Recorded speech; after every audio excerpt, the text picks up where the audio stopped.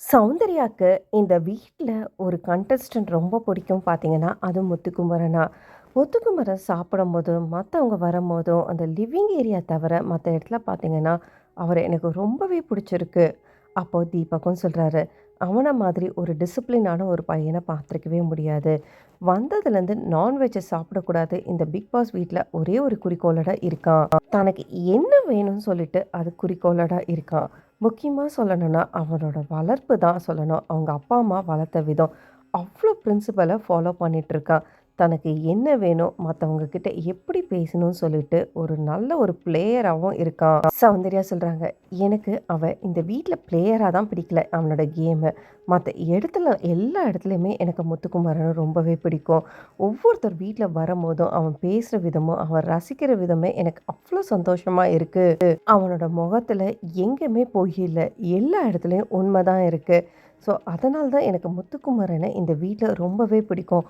ஒவ்வொரு சமயம் அந்த லிவிங் ஏரியால பேசும்போது மட்டும் தான் எனக்கும் அவனுக்கும் உடன்பாடு இல்லையே தவிர, மத்த இடத்துல எல்லா இடத்துலயுமே ஓகேவா தான் இருக்கான். இப்போ வந்த ஃபேமிலி வரைக்கும், நேத்து வந்த ஃபேமிலி வரைக்கும் எல்லாருக்குமே முத்துக்குமரனோட கேம பிடிச்சிருக்குன்னு சொல்றாங்க. உங்களோட தமிழுக்கு நாங்க அடிமை. நீங்க தமிழ்ல பேசும்போது அவ்ளோ ரசிக்கிற மாதிரி இருக்கணும்னு சொல்லிட்டு இருக்காங்க.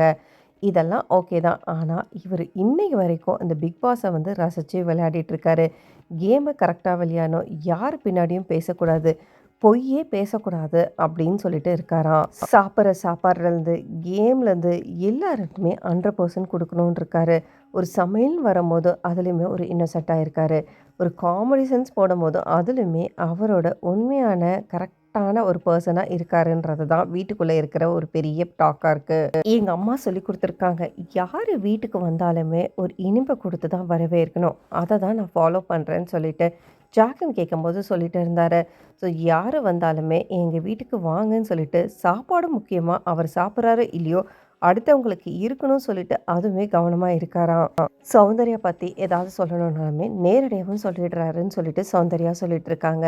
மஞ்சரியுமே அதே தான் சொல்லிட்டு இருக்காங்க. தீபக் பொறுத்தவரைக்கும் முத்துக்குமரனோட கேமு அவருக்கு வின் பண்ணாலும் சரி, வின் பண்ணலனாலும் சரி, ஆனா அவரு ஒரு மனுஷனா ஜெயிச்சிட்டாருன்னு சொல்லிட்டு இருக்காங்க.